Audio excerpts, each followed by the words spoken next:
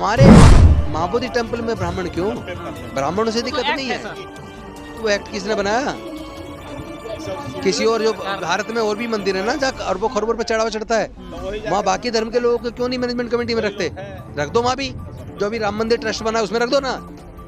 Christian को रख दो, मुस्लिम को रख दो, बौद्धों को रख दो, ईसाइयों को रख दो, फिर हम मान लेंगे। मतलब तुम नहीं रखोगे, हमारे यहाँ चलाए रखोगे, इस बार तो क्यों रखोगे?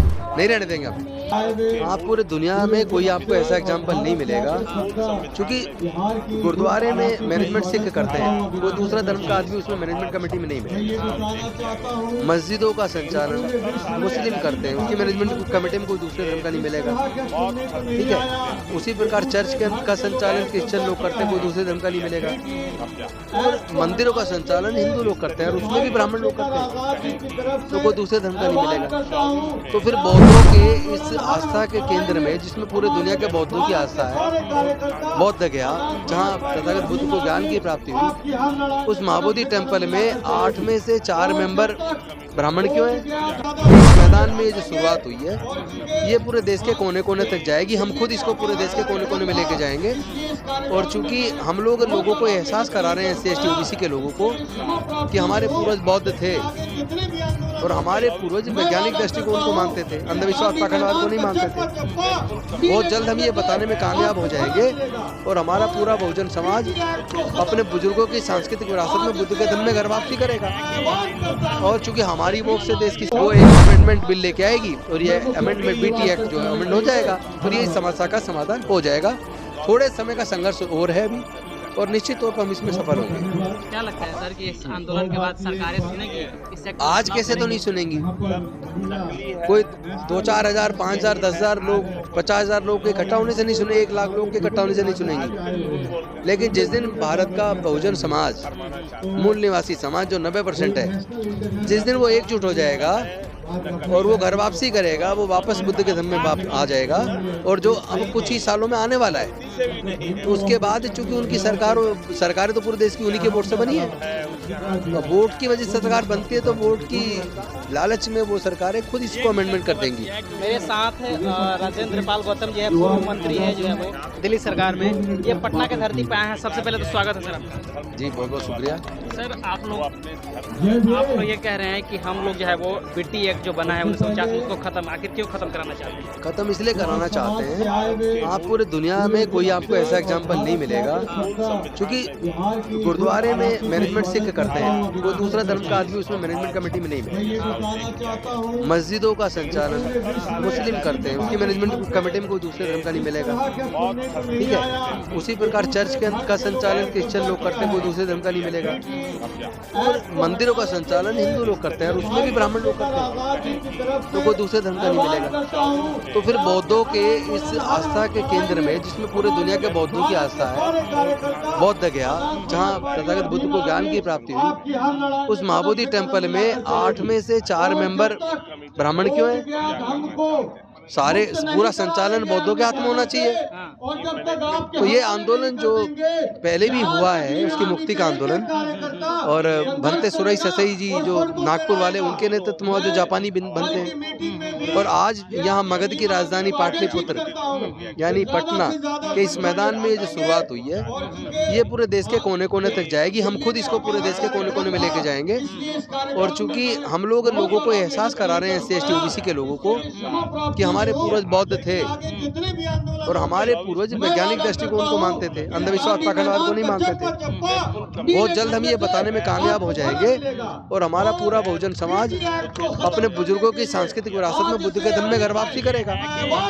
और चूंकि हमारी वोट से देश की सारी सरकारें बनी है और उन्हें हमारी वोट चाहिएगी, तो 1 मिनट के अंदर वो अध्यादेश ला के इस कानून को बदल देंगे और पूरा महाबोधि टेम्पल बौद्धों को सौंप देंगे। तो उसके बाद जो सरकार बनेगी वो एक अमेंडमेंट बिल लेके आएगी और ये अमेंडमेंट BT एक्ट जो है अमेंड हो जाएगा, और ये समस्या का समाधान हो जाएगा। थोड़े समय का संघर्ष और है अभी, और निश्चित तौर पर हम इसमें सफल होंगे। क्या लगता है सर कि इस आंदोलन के बाद सरकारें सुनेंगी इस सेक्टर में? आज कैसे तो नहीं सुनेंगी, कोई 2-4 हजार 5,000 10,000 लोग 50,000 लोग के इकट्ठा होने से नहीं सुने, 1 लाख लोग के इकट्ठा होने से नहीं सुनेंगी। लेकिन जिस दिन भारत का बहुजन समाज, मूल निवासी समाज जो 90% है, जिस दिन वो एकजुट हो जाएगा और वो घर वापसी करेगा, वो वापस बुद्ध के धम्म में आ जाएगा, और जो अब कुछ ही सालों में आने वाला है, उसके बाद चूंकि उनकी सरकारें तो पूरे देश की उन्हीं के वोट से बनी है, वोट की वजह से सरकार बनती है, तो वोट की लालच में वो सरकारें खुद इसको अमेंडमेंट कर देंगी, हमें मांगना नहीं पड़ेगा, ये मुझे भरोसा है। इसलिए जो है वो बुद्ध हमने बताया उसमें जो भक्त जो लोग हैं, वो उनको कहा जाता है कि वो एकदम शांति के रूप से होते हैं, अहिंसा नहीं करने हैं, लेकिन वो लोग तो हिंसा की जरूरत भी नहीं है। नहीं, प्रदर्शन करना अलग चीज है, हिंसा करना अलग चीज है। हम हिंसा नहीं करते, हम हिंसा को बढ़ावा भी नहीं देंगे। हमें पता है हम शांति से अगर एकजुट ही हो गए, केवल सिर्फ एकजुट होना भी एकजुट नहीं हुए ना, उसका प्रयास जारी है। जिस दिन ये 90% भारत के लोग एकजुट हो गए, बुद्ध के धम्म के में आकर अपनी विरासत में वापस आ गए, तो सरकार भी आप ही की होगी। फिर मांगना किससे है? धरने प्रदर्शन की जरूरत क्या है? खुद बना लेंगे। ब्राह्मणों को हटाने की बात हो रही है, ब्राह्मणों से दिक्कत है। देखिए, हमें हमारे महाबोधि टेम्पल में ब्राह्मण क्यों? ब्राह्मणों से दिक्कत नहीं है। तो एक्ट किसने बनाया? किसी और जो भारत में और भी मंदिर है ना, जहाँ अरबों खरबों पर चढ़ावा चढ़ता है, वहाँ बाकी धर्म के लोगों को क्यों नहीं मैनेजमेंट कमेटी में रखते? रख दो वहाँ भी, जो अभी राम मंदिर ट्रस्ट बना उसमें रख दो ना। क्रिश्चियन को रख दो, मुस्लिम को रख दो, बौद्धों को रख दो, ईसाइयों को रख दो, फिर हम मान लेंगे। मतलब तुम नहीं रखोगे, हमारे यहाँ चलाए रखोगे, इसमें तो क्यों रखोगे भाई? नहीं रहने देंगे हम। सरकार अगर नहीं मानेगी तो आप लोग का अगला कदम क्या होगा? अभी तो हम बौद्धमय भारत बनाएंगे, फिर मनवादी सरकारों को गिराएंगे, फिर मूल निवासियों की सरकार बनेगी, फिर ऐसे एक्ट को हम उखाड़ के फेंक देंगे और संचालन अपने हाथ में ले लेंगे। बात खत्म। और क्या करना है? लड़ना थोड़ी ना है किसी से, लड़ना नहीं है। और वैसे भी मांगने से कोई हक नहीं मिलता, मांगने से भीख मिलती है। और बाबा साहेब हमें सिखा के गए, अपना हक छीन लेना है, हम छीन लेंगे। हमारे में ताकत होगी तो छीन लेंगे। तो अभी ताकत बना रहे हैं, कुछ साल इंतजार करो। कांग्रेस में गए हैं सर आप, क्या लगता है कि कांग्रेस साथ देगी? देखिए, कोई भी राजनीतिक पार्टी जिसको भारत में शासन करना है, उसको जाति जनगणना करानी ही होगी। उसको SC ST OBC माइनॉरिटी को उनका हक देना पड़ेगा। सर्वोच्च न्यायालय में भी, उच्च न्यायालय में भी, संवैधानिक संस्थाओं में भी, उद्योगों में भी, व्यापार में भी, प्राकृतिक संसाधनों में भी ये लड़ाई हिस्सेदारी भागीदारी की है।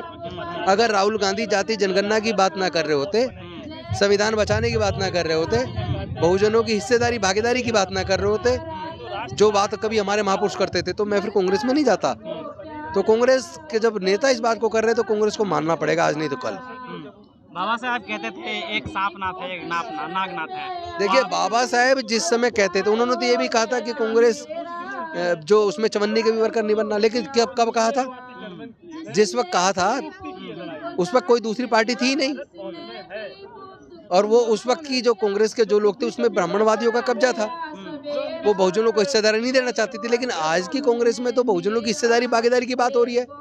आज के कांग्रेस में तो जाति जनगणना की बात हो रही है। तो आज ये वो कांग्रेस नहीं है। आज उस कांग्रेस का स्थान तो बीजेपी ने ले लिया है, जिसमें मनुवादियों का कब्जा है। उन्हीं की सोच आगे बढ़ रही है। तो अब जो लोग बाबा साहब का तर्क दे रहे हैं कि वो तो ये कहते थे, उनको ये भी समझना होगा वो कब कहते थे। आज वो कांग्रेस उस वक्त की नहीं है। आज उस वक्त की कांग्रेस तो भाजपा बन चुकी है। आज की जो कांग्रेस है उसने तो जो कांसीराम साहब के जो शब्द होते थे, कर्पूरी ठाकुर के जो शब्द होते थे, रामस्वरूप वर्मा जी के जो शब्द होते थे, ललित सिंह यादव जी के शब्द जो होते थे, जगदीश बाबू कुशवाहा के जो शब्द होते थे, आज की कांग्रेस तो उसको लागू करने की बात कर रही है।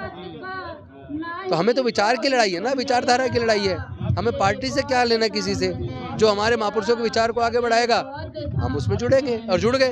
आपकी पार्टी पर यह भी आरोप लग रहा है सर कि सिर्फ चुनाव में संविधान याद आता है, बाकी आरक्षण खत्म किया जाता है। भाई अगर केवल चुनाव के लिए याद करेंगे तो आगे खत्म हो जाएंगे, और अगर लागू करेंगे तो आगे बढ़ेंगे, मजबूत होंगे। सीधी सी बात है, इसमें कोई लंबा चौड़ी कहानी नहीं है कहने की। चलिए, बहुत बहुत धन्यवाद सर। शुक्रिया।